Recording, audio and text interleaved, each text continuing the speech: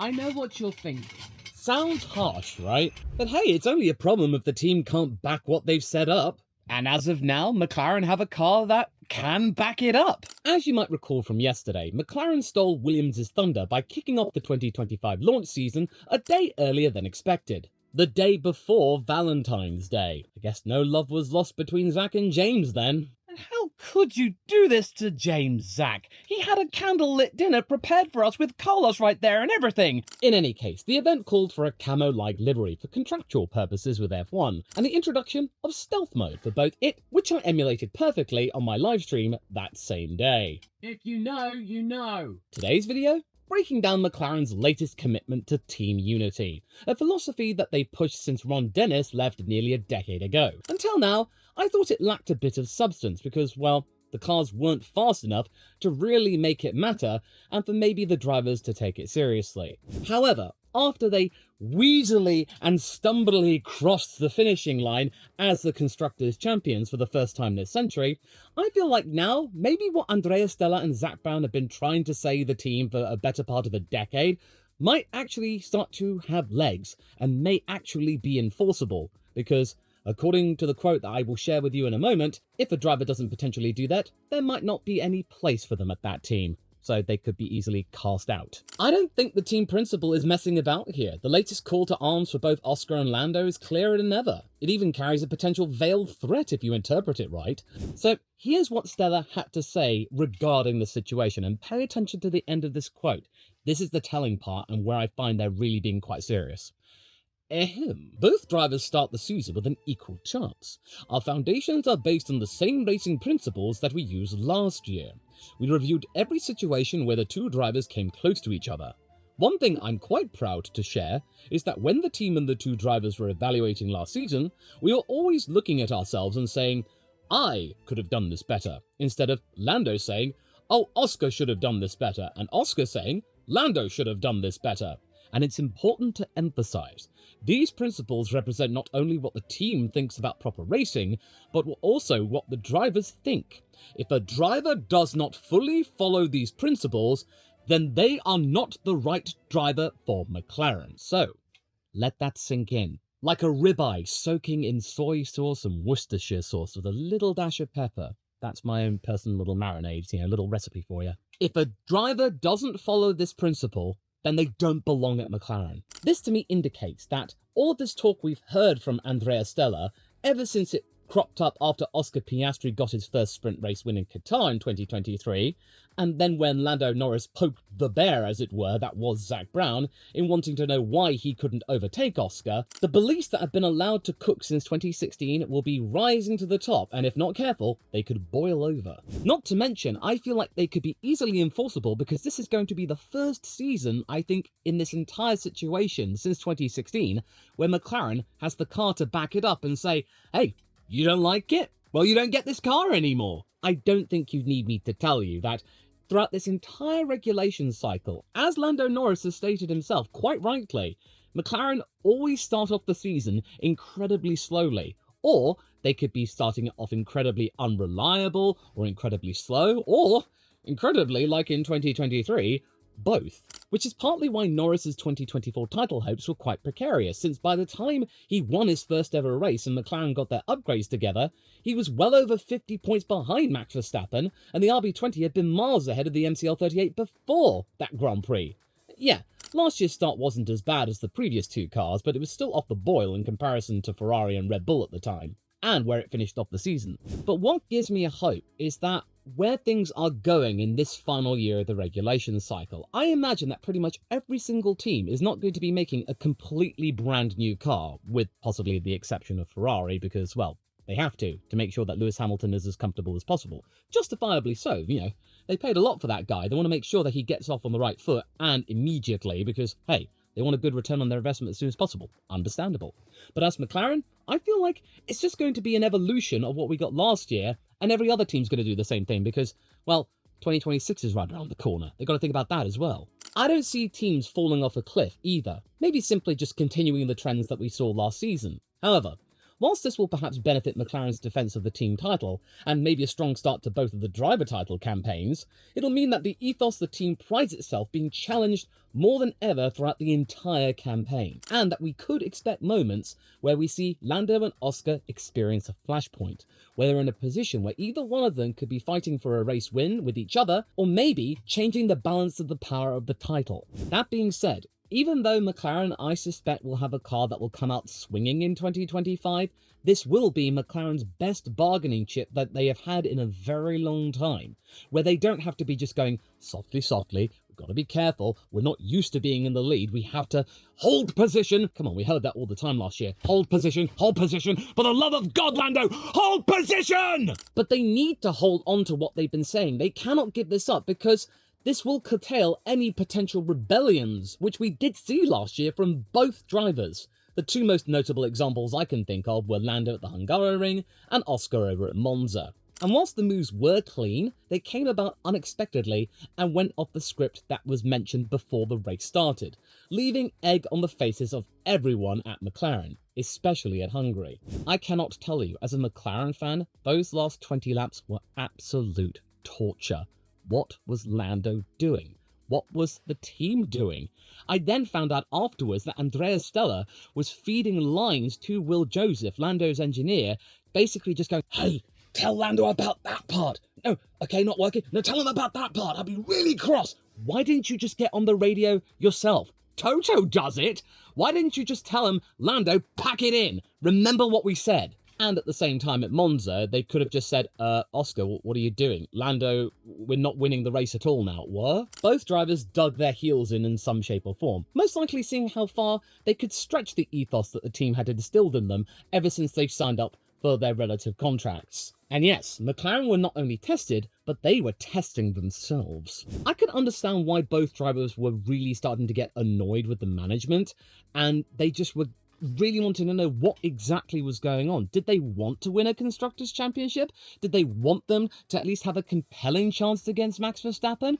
Because so many times throughout 2024, it was incredibly clear that even though the team had a car that was right up there with Red Bull, and in some cases beating Red Bull, the team unit itself was far from complete. There were moments where they were clearly not ready. They were fumbling strategy. They were so incredibly conservative and averse to risk-taking with pit stops.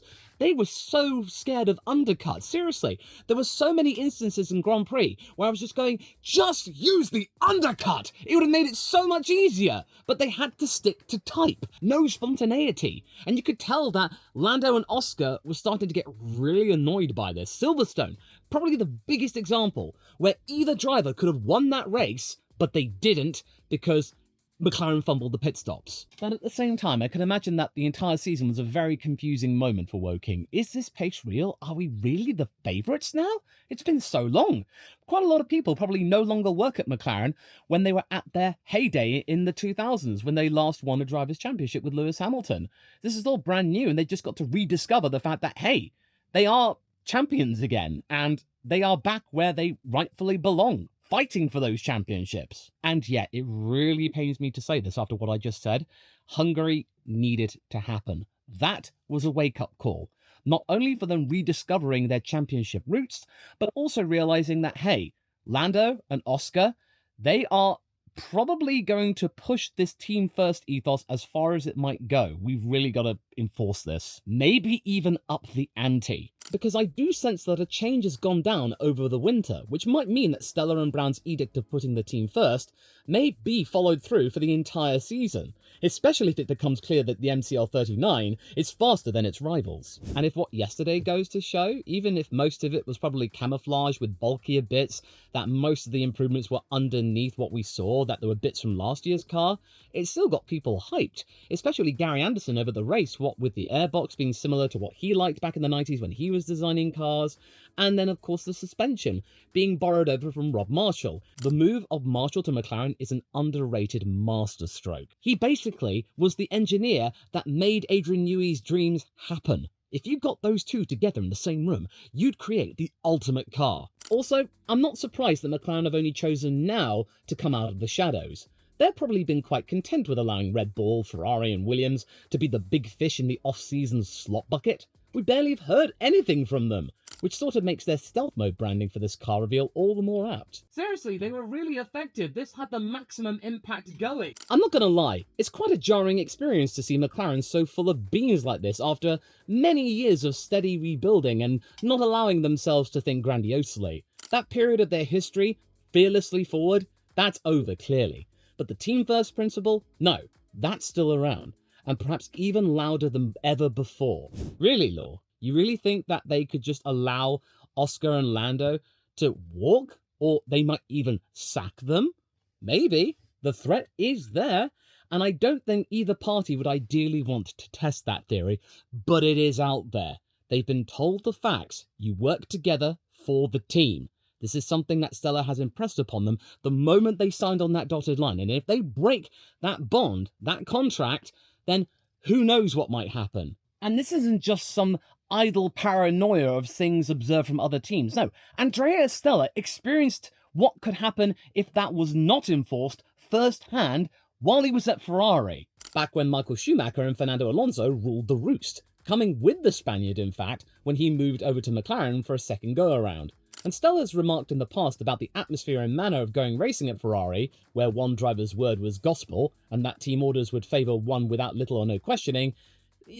That was just something Ferrari did, and there was no going around it. So I can imagine when Andrea Stella came over with Fernando Alonso to McLaren and experienced that firsthand for himself, then it must have been a really jarring experience without having that connection with Ferrari, where it was Ferrari. Ferrari was bigger than any of the drivers. That's just the way they went racing. Whereas at McLaren, it was a little bit more complicated, and over the past 30, 40 years, we have seen two incredibly big bust-ups, what with Prost and Senna, Alonso and Hamilton, and the way that Alonso probably did things was not really conducive to team harmony and a team-first mentality. Him lambasting the team over the radio, him having absolute fits. It could have been worse, but at that time, they had bigger problems with that car, GP2 engine and all that. Jenson Button didn't really care. He was on the way out anyway. He retired in 2016. And after that, yeah, it was becoming increasingly untenable for Fernando at McLaren. So I can't imagine they put up much resistance when Fernando decided to take a break to rediscover his mojo in Formula One. I don't think there was any love lost between him and the team, really. I mean, save for a cheeky 2019 cameo where I think he drove the MCL 34 for a bit. So yes, Stella has first-hand experience in how skewed a driver dynamic can get, and he would rather not have McLaren go through that yet again in their history, especially while he's in charge, and he will be for many, many years. That's why we've seen this methodology of team first coming about, and why it's not going to go away anytime soon. And if the driver did flout that methodology, it will be dealt with, and dealt with swiftly, to make sure it is enforceable and that it's not just an empty threat. Even if it's Lando doing the flouting, and he is practically the living embodiment of modern day McLaren, I wouldn't be surprised that they would carry out that threat and just tell Lando, yeah, just go. You're not part of this family anymore. And that would be a real shock to Lando. He would take that seriously because Lando has said many times that in an ideal situation, he would like to see out his entire Formula One career with McLaren, much like how Max Verstappen and Charles Leclerc would ideally like to see out their days in Formula One with their respective teams. All of this could be avoided if they just stick to what they've been told and be kept on a very tight leash. Yeah, it might be restrictive, but quite frankly, McLaren will not care, because they've got two incredibly fast drivers and a car that can back up their threats and their vows and their methodologies. They've got the actual collateral. And if no other team comes close or chooses to give up early and focus on the following year, then McLaren will be in the strongest position they've ever been to ensure that whatever racing goes on between Piastri and Norris, it's clean, cordial, but still exciting, and will most likely impress on both men that if on-track antics get expensive and hand points and wins away to their rivals on a plate, there would be consequences. We've got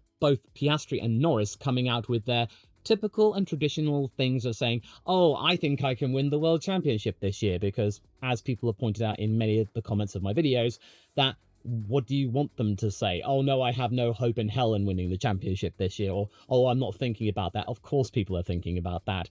And now with Oscar and Lando in the position and the team they are in right now, yeah, That thought's going to be right at the front of their heads. And Lando has said that he has learnt a lot from fighting Max Verstappen, and he will be more effective going into this year. And that's all well and good with McLaren in the pound seat when it comes to the team hierarchy. But the team cannot risk these drivers getting ahead of themselves. And the drivers cannot risk being banished from a team that, as of now, have the best car and could remain that way for the entire year. If Ferrari, Red Bull or Mercedes especially choose to not even bother fighting them. The team would have Norris and Piastri exactly where they want them. Compliant, but competitive. Not wanting to risk being banished from the team forever and there being potentially no room in the inn elsewhere because, Max is going to remain at Red Bull for as long as possible. Charles Leclerc is there, Lewis is there, Mercedes, if Toto likes what he's got, George and Kimi will stay there.